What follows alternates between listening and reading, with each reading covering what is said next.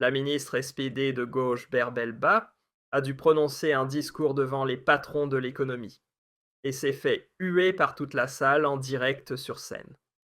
Cette ministre woke a révélé à travers 3 déclarations qu'elle n'a strictement aucune notion en matière d'impôts de retraite et de finances. Une humiliation totale et sans appel. Jetons un œil à cette scène embarrassante. C'est parti. Que se passe-t-il quand nos membres du gouvernement sortent de leur bulle et doivent prendre la parole en dehors de leur zone de confort, là où leur incompétence devient flagrante? Exactement, ils se font ridiculiser. Et c'est précisément ce qui est arrivé à notre ministre SPD Berbelba, qui a prouvé de manière éclatante qu'elle est un désastre politique, incapable même de comprendre les mécanismes financiers les plus élémentaires. Elle devait s'exprimer lors de la journée des employeurs devant un public composé uniquement de chefs d'entreprise et de cadres. Des gens qui savent pertinemment ce qui dysfonctionne dans ce pays et qui assistent impuissants à la destruction de notre économie précipitée par cette politique écolo-gauchiste. Et Berbelba, elle croyait sérieusement qu'elle pouvait débiter le même baratin woke et les mêmes mensonges gauchistes que dans le siège de son parti, et qu'en plus, elle allait récolter des applaudissements. Raté sur toute la ligne. La salle entière a éclaté de rire, déstabilisant totalement la ministre en plein discours. Le journal Bild a titré « À cause d'une phrase sur les retraites, la ministre basse huée sur scène. Mais il n'y a franchement rien de drôle là-dedans. » La vraie question, c'est comment l'économie allemande va-t-elle enfin sortir de cette crise permanente? C'est justement ce que débattait un panel de 500 chefs d'entreprise et dirigeants lors de cette fameuse journée des employeurs.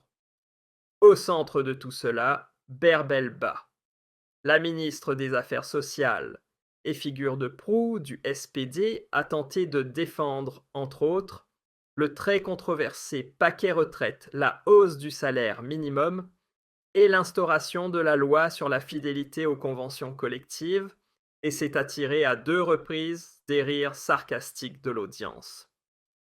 Une protection sociale solide renforce la confiance dans le pays, a-t-elle déclaré.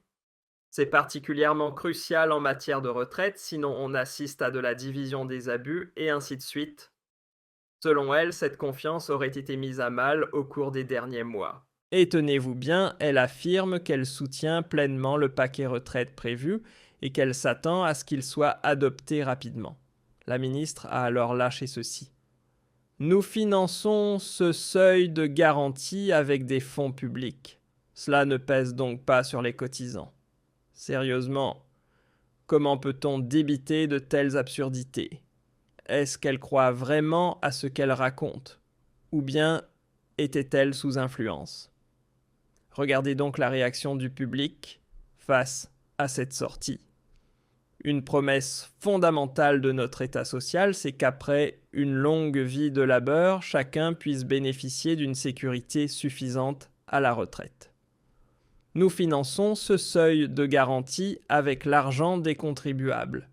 Cela ne représente donc pas une charge pour les cotisants. C'est une décision que nous avons également prise lors des négociations de coalition. Oui, ça peut lui sembler convaincant, mais en réalité, ce n'est pas drôle du tout, surtout quand on voit que les cotisations ne... Bref, à propos des retraites, c'est le pilier le plus stable depuis 8 ans, 18,6%.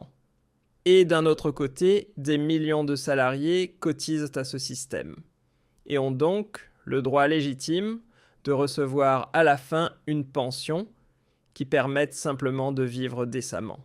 Vous avez vu comment la ministre SPD s'est mise à bafouiller, ensuite complètement déstabilisée.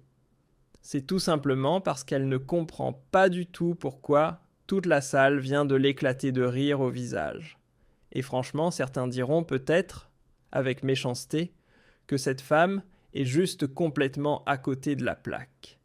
Mais à mon avis, c'est encore pire, elle est tellement embourbée dans son idéologie désastreuse qu'elle ne se rend même plus compte des absurdités qu'elle débite. Ce qu'on voit ici, c'est l'idéologie rouge classique de la redistribution, celle qui ne règle aucun problème, mais prend les électeurs pour des imbéciles.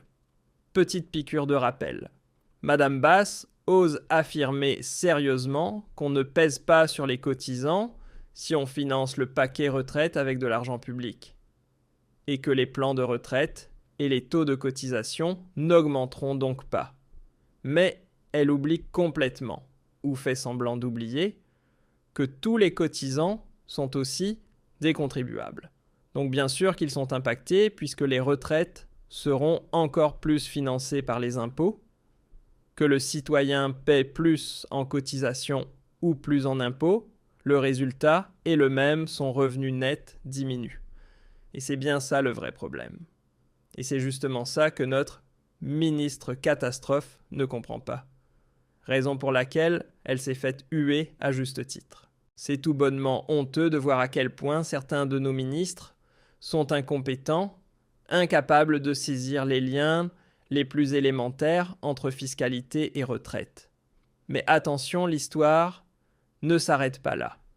Le malaise a encore monté d'un cran quand elle a abordé le sujet du salaire minimum et des conventions collectives.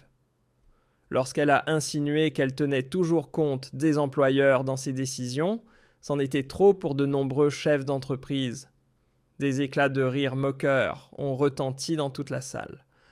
Quand Basse s'est mise à vanter la future loi sur la fidélité aux conventions collectives, selon laquelle seuls les employeurs, respectant les conventions salariales, pourraient obtenir des marchés publics, un chef d'entreprise a lâché excédé « Oh mon Dieu !» Ce à quoi Bah, visiblement à bout, a répondu « Oui, oh mon Dieu !» Elle sait parfaitement que sa politique se heurte à un mur de résistance. Bref, vous l'aurez compris, Madame Basse ne s'est pas fait ridiculiser une seule fois lors de son discours, mais à plusieurs reprises. Et franchement, c'est mérité. Parce que quand le SPD, avec son État-providence démesuré, précipite le pays dans le mur, tout en prétendant s'intéresser aux entreprises et aux employeurs, on ne peut que rire ou pleurer.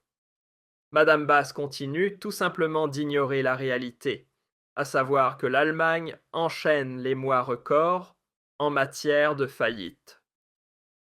Le journal Mercure écrivait récemment « L'Allemagne prise au piège des faillites, un nouveau record de dépôt de bilan en vue.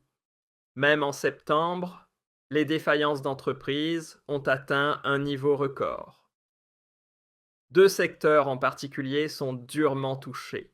L'ampleur de ces chiffres laisse présager un nouveau record annuel.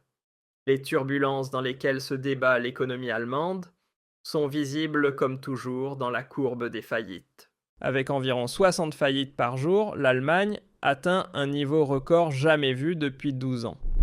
Selon les données de l'Office fédéral de la statistique, rien qu'en septembre, on a enregistré 10,4% de défaillances d'entreprises en plus par rapport au même mois de l'année précédente. Si la tendance se poursuit, on atteindra probablement environ 22 000 faillites pour cette année. Ce serait alors un sommet historique inédit depuis plus d'une décennie. Voilà, les chiffres de l'Office fédéral sont on ne peut plus clairs. Et pourtant, le SPD continue de faire la sourde oreille, préférant réorganiser encore davantage l'État-providence au lieu de tirer la sonnette d'alarme. Au lieu d'enfin entreprendre de vraies réformes pour sauver le pays, on continue de prôner toujours plus de redistribution. Oui, on préfère ignorer les problèmes et les laisser pourrir. Mais je vous le dis, le jour où l'Allemagne n'aura plus d'argent, et on a déjà dû contracter des emprunts de plusieurs billions, le choc sera monumental. Un crash dont les vieux partis de gauche ne se relèveront jamais. Alors, qu'en pensez-vous ? La ministre SPD méritait-elle, oui ou non, de se faire huer par toute la salle? Dites-le moi en commentaire juste en dessous de cette vidéo.